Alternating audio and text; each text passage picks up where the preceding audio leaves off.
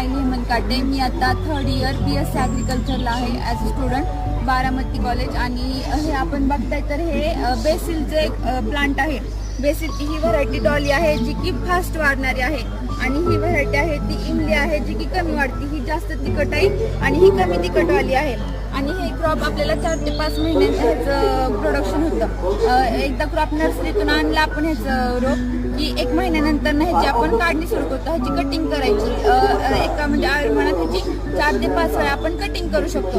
हे बाहेरच्या देशात खाल्लं जातं. ॲज आपण ह्याचा सूप बनवू शकतो, आपण ह्याच्यापासून चहात पण टाकू शकतो, भातात पण ह्याची पानं खाल्ली जाऊ शकतात आणि ह्याची भाजी पण बनवून खाल्ली जाते. आणि ह्याचा तर एका झाडापासून आपल्याला 4 ते 5 किलो पाला भेटतो. 1 किलो पाल्याची किंमत 70 ते 150 रुपये अशी आहे. आणि ह्याला डाउनी मिल्ड्यू एक डिसीज होतो, ज्याच्यावर आपण कमी टॉक्सिक केमिकल असणारे औषधं फवारायचे. जास्त करून ड्रिपनीच ह्याला फर्टिलायझर द्यायचे.